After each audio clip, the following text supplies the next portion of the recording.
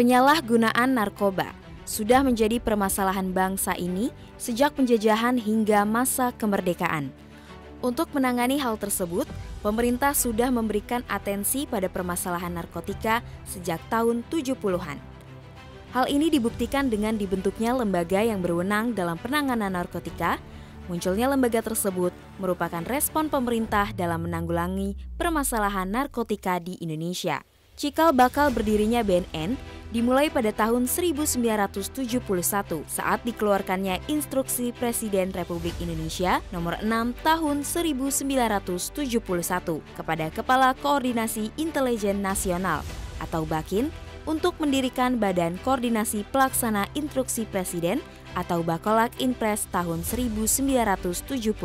Bakolak Inpres memiliki 6 tugas khusus. Salah satunya yang penting bagi sejarah terbentuknya Badan Narkotika Nasional adalah berkaitan dengan penanggulangan penyalahgunaan narkoba. Pada saat itu, bidang penanggulangan penyalahgunaan narkoba diketuai oleh Brigjen Pol Dr. Andes Soekarjo Subadi SH. Dalam pelaksanaannya, Bakolak Inpres bekerja sama dengan departemen terkait antara lain Departemen Luar Negeri, Departemen Kesehatan, Departemen Sosial, Departemen Kehakiman, Departemen Pendidikan dan Kebudayaan, Departemen Penerangan, dan sejumlah instansi lainnya.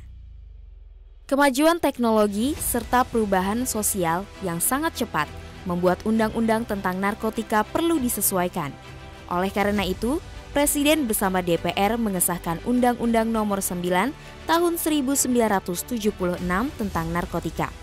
Pada perkembangannya, melihat permasalahan narkotika yang terus mengkhawatirkan, pemerintah bersama DPR mengesahkan Undang-Undang Nomor 5 Tahun 1997 tentang psikotropika dan Undang-Undang Nomor 22 Tahun 1997 tentang narkotika. Berdasarkan kedua undang-undang tersebut, Presiden B.J. Habibie membentuk Badan Koordinasi Narkotika Nasional atau BKNN melalui keputusan Presiden Nomor 116 Tahun 1999. Tugas BKNN ialah melakukan koordinasi dalam pencegahan dan pemberantasan penyalahgunaan dan peredaran gelap narkotika. Presiden Habibie menunjuk Komjen Pol Ahwilutan sebagai Kepala Pelaksana Harian BKNN yang pertama dan menunjuk Jenderal Pol Dr. Andes GPH Rosdiharjo selaku Kapolri sebagai Ketua BKNN secara ex officio. Namun sebagai badan yang sifatnya masih koordinatif, BKNN dirasakan tidak cukup kuat untuk menghadapi ancaman bahaya narkoba yang makin serius. Oleh karenanya, berdasarkan keputusan Presiden Nomor 17 Tahun 2002 tentang Badan Narkotika Nasional, pada 22 Maret 2002, BKNN resmi berubah menjadi Badan Narkotika Nasional. Tanggal inilah yang kemudian ditetapkan sebagai Hari Jadi Badan Narkotika Nasional Republik Indonesia dan diperingati setiap tahun, tepatnya setiap tanggal 22 Maret. Pada tahun 2007, terjadi pengembangan pelaksanaan pencegahan dan pemberantasan penyalahgunaan dan peredaran gelap narkoba sampai ke tingkat wilayah provinsi dan kabupaten kota. Yaitu dengan dibentuknya Badan Narkotika Provinsi atau BNP dan Badan Narkotika Kabupaten Kota atau BNK yang berada di bawah pemerintah daerah setempat dan diketuai oleh Wakil Gubernur pada tingkat provinsi dan Wakil Bupati atau Wali Kota pada tingkat kabupaten atau kota yang bersifat koordinatif dengan BNN. Hal ini sesuai dengan amanat Peraturan Presiden Nomor 83 tanggal 23 Juli tahun 2007. Meski upaya keras terus dilakukan, permasalahan narkoba di Indonesia ternyata semakin memprihatinkan. Payung hukum yang lebih kuat sangat diperlukan untuk mengatasi tantangan yang ada. Oleh karena itu, pemerintah dan DPR RI mengesahkan Undang-Undang Nomor 35 Tahun 2009 tentang narkotika sebagai pengganti Undang-Undang Nomor 22 Tahun 1997.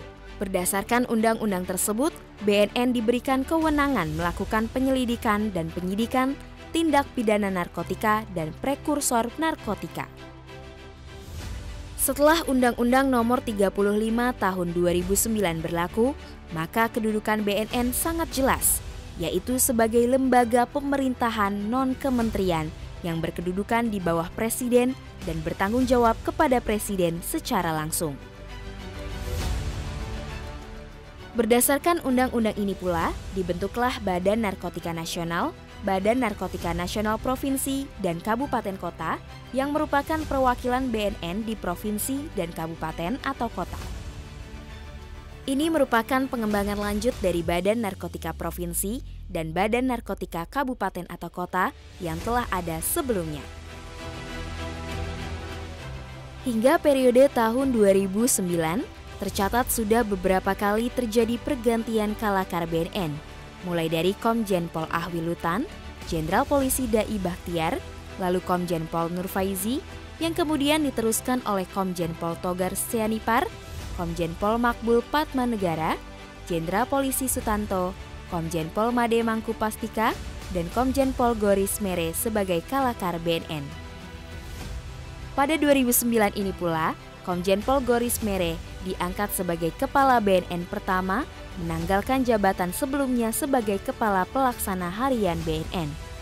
Selanjutnya, BNN tercatat sudah 6 kali berganti kepemimpinan, mulai dari Komjen Pol Goris Mere, Komjen Pol Anang Iskandar pada November 2012, dilanjutkan oleh Komjen Pol Budi Waseso pada September 2015, Komjen Pol Heruwinarko pada 2018, Komjen Pol Petrus Golose pada 2020, dan Komjen Pol Martinus Hukom pada 2023.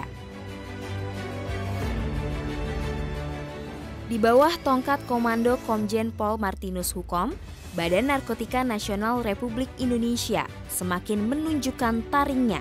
Komjen Pol Martinus Hukom menerapkan 6 strategi jitu dalam upaya P4GN, yakni pertama, penguatan kolaborasi.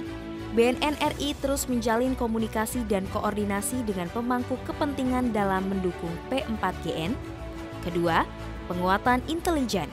Komjen Pol Martinus Hukom menguatkan intelijen BNN dengan membangun big data intelijen untuk mendukung kebijakan P4GN. Hasilnya, BNN RI berhasil mengungkap sejumlah kasus besar peredaran gelap narkotika di tanah air. Ketiga, penguatan wilayah di pesisir dan perbatasan negara. Dengan banyaknya garis pantai yang dimiliki Indonesia, BNN RI berupaya untuk meningkatkan pembangunan ketahanan masyarakat di wilayah pesisir dan perbatasan negara. Gunanya adalah untuk mencegah masuknya peredaran gelap narkotika ke Indonesia. Keempat, penguatan kerjasama dengan negara perbatasan.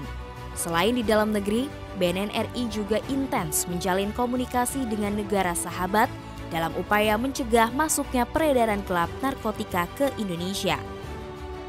Kelima, pendekatan tematik dan ikonik diterapkan melalui penanganan permasalahan mendasar dan aktual di setiap wilayah rawan, intervensi berbasis data, sumber daya, serta kearifan lokal, penguatan ketahanan keluarga, dan lingkungan pendidikan.